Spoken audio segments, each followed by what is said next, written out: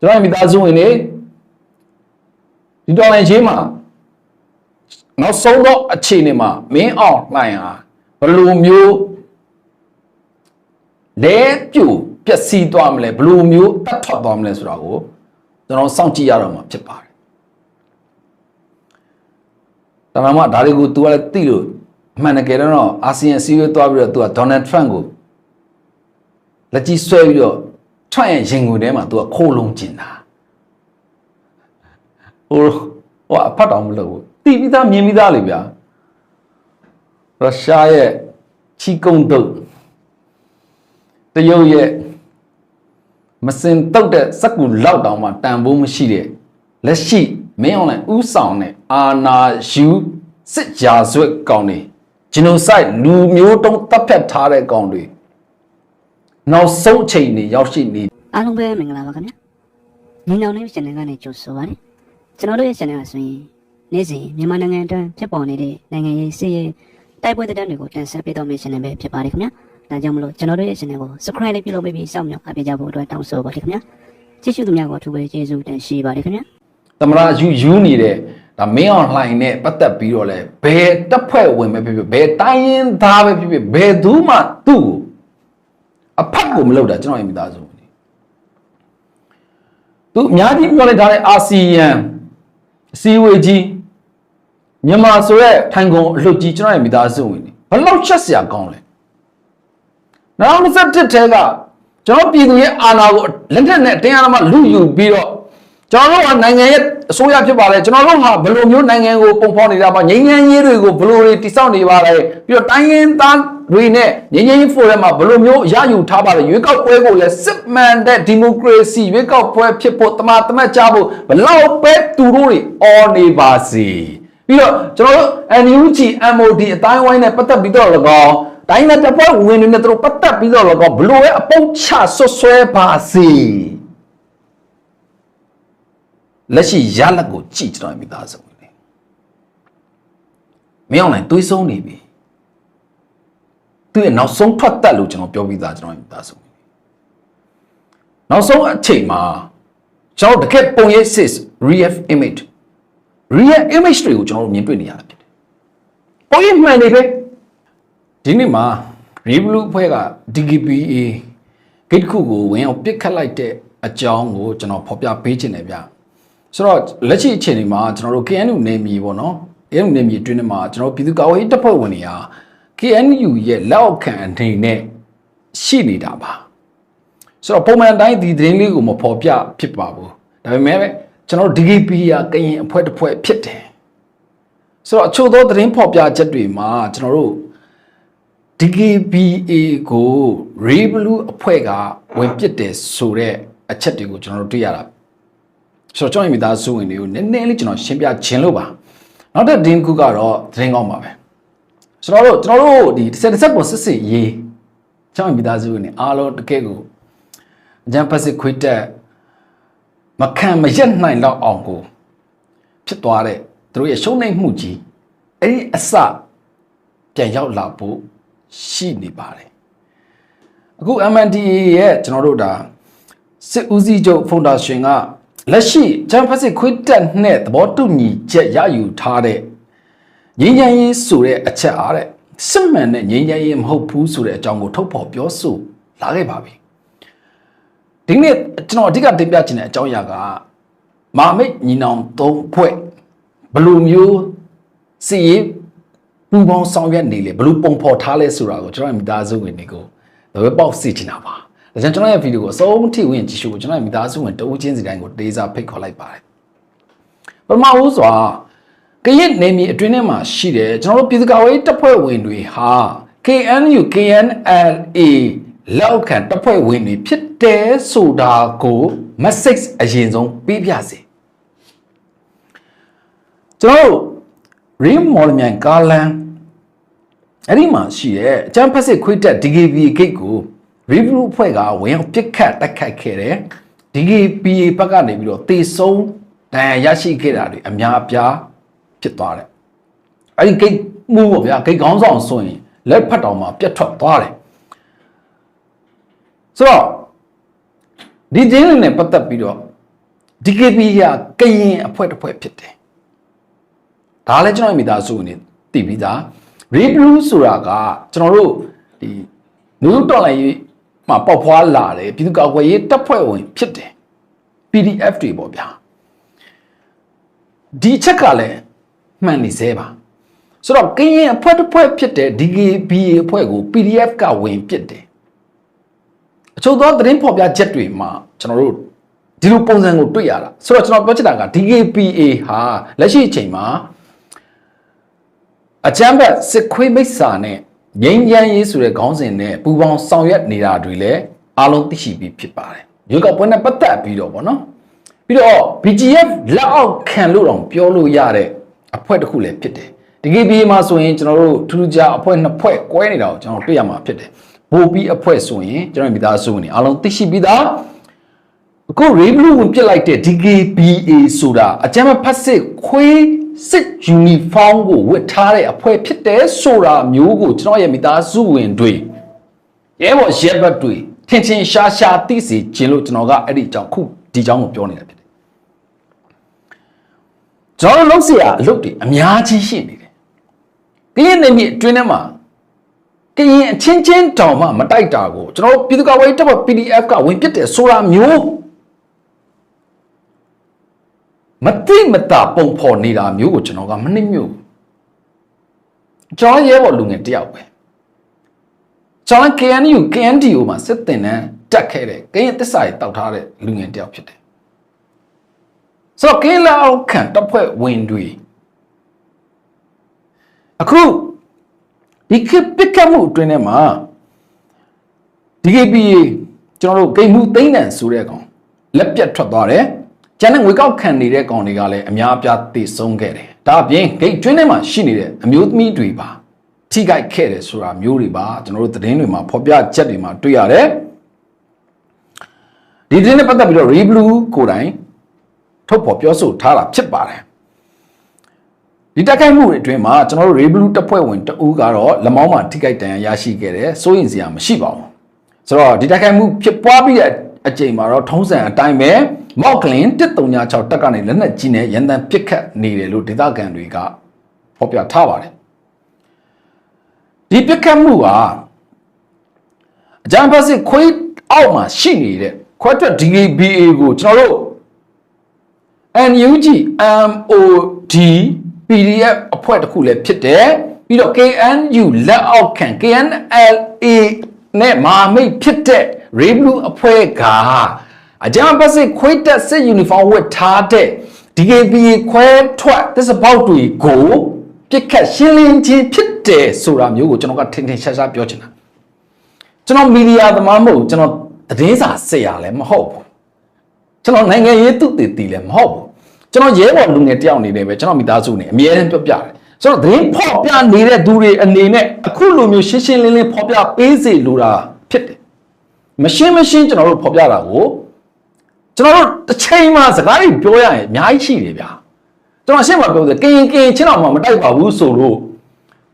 BGF ရဲ့ DKBA ရဲ့ PC ကအခွင့်အရေးယူပြီးတော့မလာနဲ့ငြိမ်းချမ်းရေးခေါင်းစဉ်နဲ့တွားပြီးတော့ဆွေးနွေးတယ်ပြီးတော့ရွေးကောက်ပွဲကိုပါအခုသူတို့ကကာဝယ်ပေးနေရတယ်ဒါပေမဲ့အခုကြားဖြတ်နဲ့ပတ်သက်ပြီးတော့ပြဿနာတွေတက်နေတဲ့အချိန်မှာတော့ဒီကောင်တွေအကုန်လုံးရစရာမရှိအောင်လို့မျက်လုံးနဲ့ကြည့်နေတာပါဇက်တင်နဲ့မပြောဘူးဘာဖြစ်လို့လဲဆိုတော့ဒီကောင်တွေကလက်နက်ကင်ထားတော့ကျွန်တော်တို့ပြည်သူတွေအနေနဲ့လည်းအချို့သောသူတွေအနေနဲ့လည်းမလုံခြုံဘူးပေါ့ဗျာလက်နက်ကင်ပြီးတော့ကရင်ပြည်နယ်ကိုအုပ်ချုပ်ချင်နေတာဒါကိုကရင်တမျိုးသားလုံးသိတယ်တကဘာလုံးမှာရှိနေတဲ့ကရင်တွေလည်းဒါကိုသိတယ်ဆိုတော့ကရင်ပြည်သူလက်မခံဘူးကျွန်တော်ကရင်ပြည်သူတရက်လုံးလူလားနေတာကလည်းငြိမ်းချမ်းရေးပဲဘယ်လိုငြိမ်းချမ်းရေးလဲ Federal Democracy နိုင်ငံအတွင်းကတကယ့်စစ်မှန်တဲ့ငြိမ်းချမ်းရေးဖြစ်တယ်ဒါကြောင့်လည်းပဲကရင် Federal အတွက်နှစ်ပေါင်းများစွာတိုက်ပွဲဝင်နေတာဖြစ်တယ်အခုဆိုရင်တော့ပုံမအားကောင်းလာတဲ့အနေအထားတစ်ခုဒါကြောင့်ကရင်နယ်မြေတွင်းထဲမှာ KNU KNLA လက်အောက်ခံလည်းဖြစ်မာမိတ်လည်းဖြစ်တဲ့ NUG MOD PDF တပ်ဖွဲ့ဝင်လည်းဖြစ်တဲ့ Reblu အဖွဲ့ကအကြမ်းဖက်စစ်ခွေးတက်ယူနီဖောင်းဝတ်ပြီးတော့ ကရင်ပြည်သူရှိကဂိတ်ကောက်တောင်းစားနေတဲ့ကောင်တွေကိုဝင်ရှင်းတယ်ဆိုတာမျိုးကိုသိစေချင်လို့ကျွန်တော်ကဒီသတင်းလေးကိုဖော်ပြတာဖြစ်တယ်ကျွန်တော်ဘာမှမပါဘူးကျွန်တော်တို့ PDF လူငယ်တွေဘယ်လိုပြောမလဲဗျာအချို့ရန်ဝါဝါဖြစ်မှာစိုးလို့ပါအခုလက်ရှိကဘုံရန်သူကတူတယ်ကျွန်တော်တို့ကဘုံရန်သူကိုပဲပြပြတတဥတီပြီးတော့တိုက်ခိုက်နေတာကျွန်တော်တို့လူငယ်တွေရဲ့အခက်ခဲကိုလည်းကျွန်တော်အသိဆုံးအရှိမဖြစ်ပျက်ခဲ့တဲ့တမိုင်းသင်ခန်းစာတွေကလည်းအများကြီးကျွန်တော်တို့လူငယ်တွေချက်ပြောင်းငှက်ပြောင်းဖြစ်လို့ကိုမရတာဒါကြောင့်လည်းကျွန်တော်အမြဲတမ်းကျွန်တော်ရဲဘော်လူငယ်အတန်အနေနဲ့ကျွန်တော်မိသားစုဝင်တွေကိုကျွန်တော်ဖော်ပြနေတာဖြစ်တယ်ကျွန်တော်လူငယ်တွေကိုကျွန်တော်မိသားစုဝင်တွေမျက်စိတောက်တောက်ကြည့်ပေးပါဒါပါပဲโอเคအတိအကျကျွန်တော်တင်ပြချင်တဲ့အကြောင်းအရာရှိတယ်အဲ့ဒါကတော့ကိုကန့်တက်စစ်ဦးစီးချုပ်ဘုံတာရွှင်ပြောလိုက်တဲ့စကားလက်ရှိချမ်ပီယံစစ်ခွေးတက်နဲ့ဆွေးနွေးညှိနှိုင်းထားတဲ့ဆိုတဲ့ငြိမ်းချမ်းရေးဆိုတာစစ်မှန်တဲ့ငြိမ်းချမ်းရေးမဟုတ်ဘူးအချိန်မျိုးပြက်ပြက်သွားနိုင်တယ်အပြစ်ခတ်ရက်စဲရေးသဘောတူညီချက်ဟာဘယ်ချိန်မှဘာတွေဖြစ်လာမလဲဒါဆိုရင်အဲ့ဒီစကားနဲ့ပတ်သက်ပြီးတော့သူပြောခဲ့တာကကိုကန်တက်အပတ်စဉ်တက်ခီရာတင်နန်းစင်းပွဲမှာသူပြောဆိုခဲ့တာဖြစ်တယ်ကျွန်တော်တစ်စက်ကိုစစ်စင်ရေးမှာမရေမပတ်နိုင်တဲ့တပ်ဖွဲ့ဝင်တွေမရေမပတ်နိုင်တဲ့လူငယ်တွေတွေးချွေးအသက်တွေခန္ဓာကိုယ်အပိုင်းအစတွေပိတ်ဆက်ပြီးတော့မှတိုက်ပွဲဝင်ခဲ့တာကိုကန့်ခေါင်းဆောင်ဖုန်ဒါရှင်သိတယ်ကျွန်တော်အညာသားတွေအညာမြေမှာတောင်မှဘယ်လိုပြောမလဲဗျာတိုက်လို့မပြီးသေးဘူးပြောချင်တာကအညာသားတွေအညာမြေမှာပြီးလို့တော့တိုက်ကြတာမဟုတ်ဘူးအဲ့ဒီမာမိတ်စစ်စင်ရေးကြီးအတွင်းမှာကျွန်တော်တို့အညာသားတွေလည်းပါတယ်ကျွန်တော်တို့မန်လေးသားတွေလည်းပါတယ်ကျွန်တော်တို့ရန်ကုန်သားတွေလည်းပါတယ်အကုန်ပါတယ်ကျွန်တော်မိသားစုဝင်တွေခေါင်းစဉ်မှာတော့ကျွန်တော် MNDAA TNLA KAA ဆိုပေမဲ့အားလုံးပါတယ်ကရင်ပါတယ်လို့ပြောရင်လည်းကျွန်တော်မိသားစုဝင်တွေကရင်လည်းပါပါတယ်ဟုတ်ပြီဒါဆိုရင်တော့အချက်လေးတစ်ချက်နဲ့ကျွန်တော်ဖော်ပြခြင်းနဲ့အခု MNDAA စေးလှုပ်ရှားမှုတွေတည်ငြိမ်နေတဲ့အချိန်မှာ KIA နဲ့အလကတက်တော် AA ကပူးပေါင်းတပ်ဖွဲ့ဝင်တွေနဲ့အတကုံစော်နေတာပြည်သူတွေပေးလိုက်တဲ့အမည်တစ်ခုတော့မှထပ်ဆောင်းပြီးတော့ရသွားတယ်အလကတက်တော် AA ရဲ့ပတ်တီ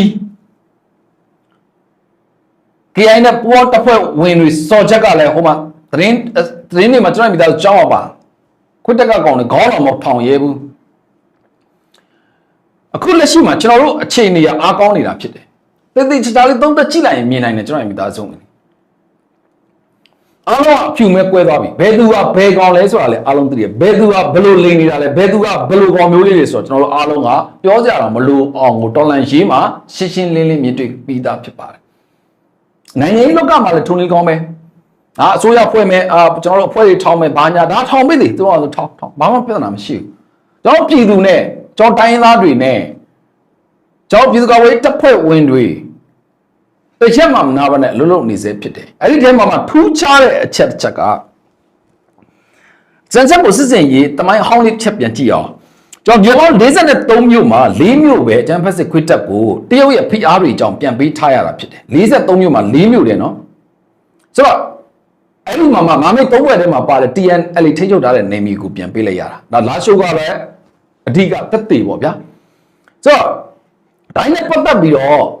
အကြမ်းဖက်စစ်ခွေးတက်ကနေပြီးတော့ခေါင်းပြန်ထောင်နိုင်တယ်ပြီးတော့သူတို့စစ်မှာအသာပြန်ရနေတယ်ဆိုပြီးတော့သတင်းမီဒီယာအကြီးကြီးတွေကဖော်ပြခဲ့တာတွေကျွန်တော်မိသားစုနေတတိထားမိမှာပါဒါတွေကိုကျွန်တော်ခြုံငုံပြီးတော့ဒီနေ့ပြောနေတာဖြစ်တယ်43မြို့မှာဗျာ3မြို့တော့လေးပြန်ပေးရတယ်ဒါပေမဲ့အလကတက်တော့ AA တိုက်ခိုက်သိမ်းပိုက်ခဲ့တဲ့မြို့တွေအများကြီး KIA နဲ့ပူးပေါင်းတပ်ဖွဲ့ဝင်တွေတိုက်ခိုက်သိမ်းပိုက်ခဲ့တဲ့မြို့တွေအများကြီးရခိုင်မြေတစ်ခုတည်းမှမဟုတ်ဘူးနော်ကချင်မြေတစ်ခုတည်းမှမဟုတ်ဘူးကျွန်တော်တို့အညာမြေမှာပါမကွေးဘကိုးစကိုင်းစတဲ့နေရာတွေမှာပါကျွန်တော်ပူးပေါင်းတပ်ဖွဲ့ဝင်တွေမြို့တွေတစ်ခုတစ်ခုဆက်သိမ်းလာခဲ့တာအားလုံးမေးမယ်ဆိုရင်တော့ မင်းတို့တော်လည်းဘယ်ချိန်ပြီးကျင်လဲဆိုရင်အခုကျွန်တော်သတင်းပြောနေတဲ့အချိန်မှာလဲပြီးကျင်နေဆိုပြီးကျွန်တော်မိသားစုဝင်အကုန်လုံးကတန်နဲ့ပြန်ပြေကြမှာဖြစ်တယ်ကျွန်တော်လည်းထုံနေကောင်းမယ်ကျွန်တော်လူငယ်တွေပို့ပြီးကျင်တာပေါ့အိမ်ပြန်ကျင်တဲ့လူငယ်တယောက်မှမရှိဘူးဟုတ်ပြီဒီနေရာမှာဒီညောင်မှာ3ဘွဲ့အခါတက်တော့တောင်းအမျိုးသားလွတ်မြောက်ရေးတပ်မတော် TNLA နဲ့ကိုကန့်တ MNDAA ပြီးတော့အဲ့ဒီစစ်စင်ရေးကျွန်တော်တို့စတင်ခဲ့တဲ့နှစ်နှစ်ပြည့်ခမ်းနားမှာပေါ့နော်ဒီခမ်းနားမှာကျွန်တော်တို့စံဆက်ကိုစစ်စင်ရေးလှုပ်ဆောင်ခဲ့တဲ့ခက်ခဲကြမ်းတမ်းတဲ့လန်ခီလန်ကိုပြန်လဲသုံးသပ်တယ်ပြီးတော့လက်ရှိရရှိလာတဲ့စစ်ရေးရလဒ်တွေပြီးတော့ကျွန်တော်တို့တပ်ဖွဲ့ဝင်တွေပိဆက်ခဲ့ရတဲ့အသက်သွေးချွေးတွေမြောက်များနဲ့ပိဆက်ခဲ့ရတယ်ဆိုတာကိုလက်ရှိခေါင်းကောင်းတွေအကုန်လုံးသိတယ်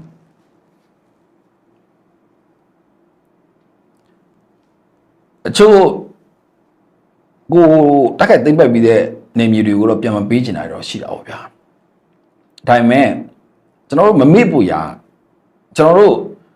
လက်ရှိပေါ့နော်ရင်ဆိုင်ကျုံနေတဲ့မအားလာဆိုတဲ့ကောင်ကတကယ့်ကိုကောက်ကျစ်ဆင်းလဲတဲ့ကောင်ပြီးတော့တရုတ်ဆိုတဲ့ကျွန်တော်ရဲ့အိမ်နီးချင်းဖြစ်နေတဲ့အခြေအနေတခုမှလည်းပဲကျွန်တော်တို့အများကြီးခက်ခဲပင်ပန်းကြိုးစားပြီးတော့လှုပ်ဆောင်ရတာရှိတယ်အနှင်းနဲ့အမြန်ပါပဲအချိန်တစ်ခုလဲလိုပါတယ်ဟုတ်ပြီကျွန်တော်တို့စံဆက်ကိုစစ်စင်ရေးမှာကျွန်တော်မြန်မာအမျိုးသားဒီမိုကရက်တစ်မဟာမိတ်တပ်မတော်ကိုကန့်တ MNDAA ကချင်းရွှေဟော်လောက်ကိုင်ကုံချမ်းမော်ထိုင်ဖောင်းဆိုင်မုံချိုးမုံခိုးချူခိုးကွမ်းလုံထာမုံညဲလာရှိုးတိန်နီစတဲ့ဆယ်မျိုးကိုတိုက်ခိုက်သိမ်းပိုက်ခဲ့တယ် TNLA ကမန်ထုံမိုးမိတ်မိုင်းလုံမိုင်းငေါနောင်ချိုကြောက်မဲနမ်ဆန်နမ်တူနမ်ခမ်ကော့ခိုင်မိုးကုတ်တီဘော့မျိုး12မျိုးကိုတိုက်ခိုက်သိမ်းပိုက်ခဲ့တယ်အေကအဲ့ဒီစစ်စင်ရှိတဲ့နိုဝင်ဘာလတွေမှာစတင်ပြီးတော့ပလောဝါစမီကြောက်တော်မြောက်ဦးမင်းပြမြေပုံပုံနာကျွန်းရန်ဘဲပေါထောဘူးတိတောင်ရတိတောင်တန်တွဲစနဲအီကန်ကြီးတောင်တောင်ပြိုလက်ဝဲဂျက်ကလီတောင်ကုန်းမောင်ချော့အန်ကွာစတဲ့မြို့ပေါင်း12မြို့ကိုတိုက်ခိုက်သိမ်းပိုက်ခဲ့တယ်လက်ရှိလည်းဆက်လက်ထိုးစစ်ဆင်ပြီးတိုက်ခိုက်သိမ်းပိုက်နေစေဖြစ်တယ်ညီနောင်မာမိတ်3ဘွဲ့ကျွန်တော်တို့တိုက်ခိုက်ခဲ့တဲ့မြို့ပေါင်း43မြို့မှာနောင်ချိုကြောင်းမဲတီဘောကိုပဲကျွန်တော်တို့ဒါတရုတ်ရဲ့အကူအညီနဲ့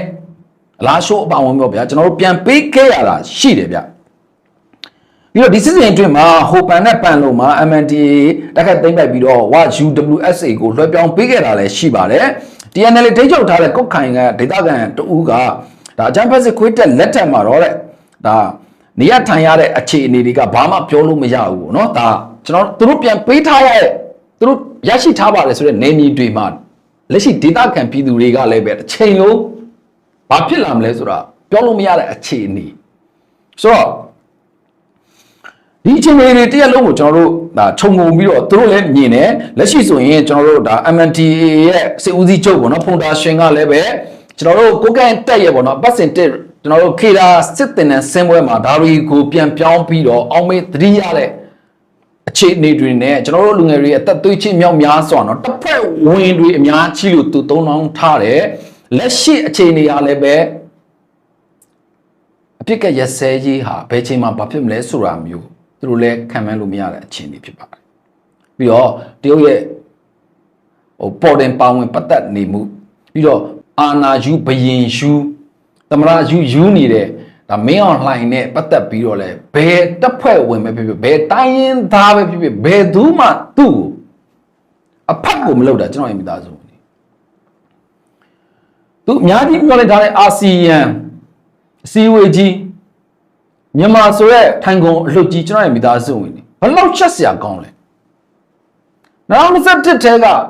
တော်ပြည်သူရဲ့အာဏာကိုလက်ထက်နဲ့တင်းရမှလူယူပြီးတော့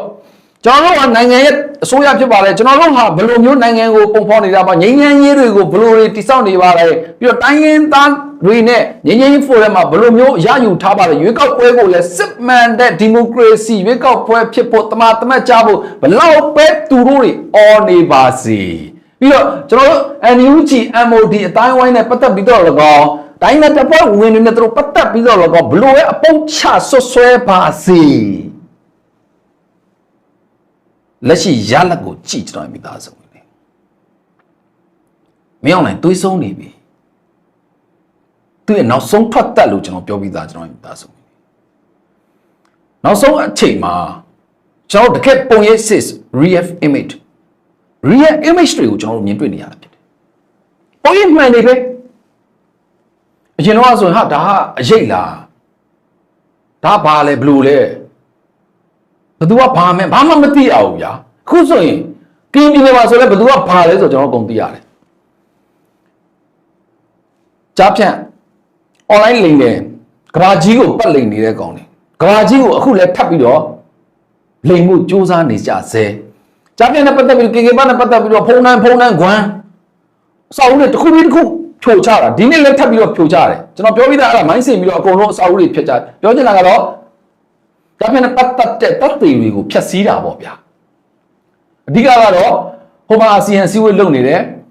ပြီးတော့ထိုင်းနဲ့ကမ္ဘောဒီးယားကလည်းပဲအပြစ်ကရစဲရေးရရှိသွားပြီကြားဖြန့်ကိုနှိမ်နှင်းဖို့အတွက်အင်တာပိုနဲ့ပူးပေါင်းပြီးတော့ဆောင်ရွက်သွားမှာဖြစ်တယ်ဒီမတိုင်ခင်မှာအရင်တော့ဆိုသူတို့ထွက်ပြောပါတယ်ဗျာကျွန်တော်တို့ကြားဖြန့်မသိပါဘူးကြားဖြန့်ကျွန်တော်တို့နားမလည်ဘူးကျွန်တော်တို့ကရိုးရိုးသားသားစူးစမ်းတဲ့သူတွေပါကျွန်တော်တို့ကစာမတက်ပိတ်မတက်ဖြစ်တော့ကျွန်တော်တို့အလိန်ခံရတာပါကျွန်တော်တို့ကမြေလေးငှားလိုက်တာပါတစ်နှစ်လုံးငှားမှမြန်မာငွေ340ပဲရတာပါ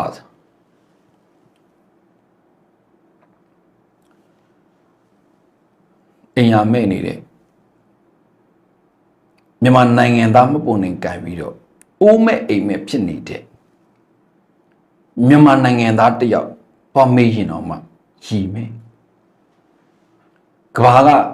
လူတွေအဲ့ဒါယူကြားတယ်အဲ့ဒါယူမြင်တွေ့တယ်ထိုင်ရည်မှာဥပါတက်ဒါကတော့ကိစ္စမရှိကျွန်တော်ပြောပြီးသားသူတို့တမိုင်းသူတို့ရင်းနေကြခြင်းဖြစ်တယ်ဆိုတော့ဒီကနေ့ကျွန်တော်အဓိကတင်ပြခြင်းတဲ့အကြောင်းအရာနှစ်ချက်ကျွန်တော်ရဲ့မိသားစုတွေမြင်တွေ့မယ်လို့ထင်တယ်ပထမအချက်ကကျွန်တော်လက်ရှိကင်းပြည်နယ်အတွင်းထဲမှာတိုက်ပွဲဖော်ဆောင်နေတဲ့ကျွန်တော်တပ်ဖွဲ့ဝင်တွေဟာ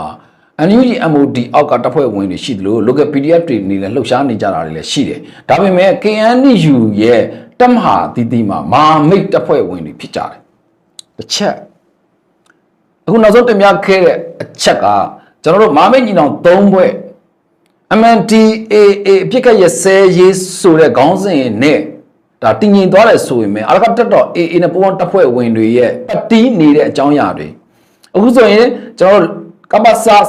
16လက်နက်ထုတ်ဆက်ယုံလုံးဝကိုကြမှာဆိုတော့အသက်ခုံတစ်ကောင်ကြီးကားနေပြန်ပြီမစ်ဇိုင်းအတွဲလိုက်ပြစ်ခတ်တဲ့လက်နက်တွေပါထပ်ဆင်ထားတယ်လက်နက်ကြီးကုန်းတွေလည်းပြင်ဆင်ထားတယ်ဆိုတဲ့သတင်းတွေကျွန်တော်တို့ကြားထားရတယ်ဒီဘက်မှာတော့တေမလို့ဖြစ်နေပြီကြောက်ရလန့်ဖြန့်ပြီးတော့အသေးအတန်စက်ကူတွေပစ်ကူတွေလှုပ်ဖို့အတွက်ပြင်ဆင်နေတယ်ဒါပေမဲ့ရခိုင်ကတော့ပြစ်တာကကပ္ပစာ16မဟုတ်ဘူးဒါစကောက်ကိုရှော့လိုက်တုံးနဲ့တော့ပြစ်ချလိုက်အကြမ်းဖက်စစ်ခွေးတက်ကကောင်းတယ်အလုံးရင်းသိတယ်ဆိုတော့အဲ့တော့ ASA ပြူတာဘယ်သူမှခံမလို့မရဘူးအဲ့တော့ရိုးရှင်းတာမဟုတ်ဘူးကျွန်တော်အားတော့ပူပေါင်းဆောင်ရွက်နေကြတာဖြစ်တယ်ဆိုတော့ကျွန်တော်တို့ညီတော်မာမိတ်၃ဘွဲ့ရဲ့အဓိကတွေဖြစ်တဲ့ MNDAA TNLA နဲ့ပြီးတော့ RR.AA ပြီးတော့ရင်ကျွန်တော်တို့ပြည်သူ့ကာကွယ်ရေးတပ်ဖွဲ့ဝင်တွေပြီးတော့ရင်ပူပေါင်းတပ်ဖွဲ့ဝင်တွေနဲ့ KIA ဒါတွေကကျွန်တော်တို့အလုပ်တူတူလုပ်နေကြတာကျွန်တော်မိသားစုဝင်တွေဒီတော်လိုင်းရေးမှာနောက်ဆုံးတော့အခြေအနေမှာမင်းအောင်လှိုင်ဟာဘယ်လိုမျိုးလဲပြူပျက်စီးသွားမလဲဘယ်လိုမျိုးတတ်ထွက်သွားမလဲဆိုတာကိုကျွန်တော်စောင့်ကြည့်ရတော့မှာဖြစ်ပါတယ်ဒါမှမဟုတ်ဒါတွေကို तू ကလည်းသိလို့အမှန်တကယ်တော့အာဆီယံစီးရွေးသွားပြီးတော့ तू ကဒေါ်နယ်ထရန့်ကို